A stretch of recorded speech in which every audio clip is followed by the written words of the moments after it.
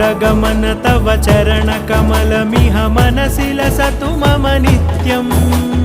गरुडगमन तव चरणकमलमिह मनसि लसतु मम नित्यम् मनसि लसतु मम नित्यं मम तापमपाकुरु देवा मम पापमपाकुरु देवा मम तापमपाकुरु देवा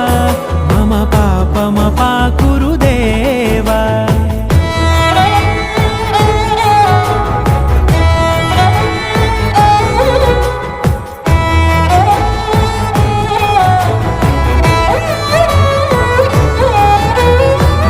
जनयन विधि नमुचिहरण मुख विबुध विनुत पद पद्मा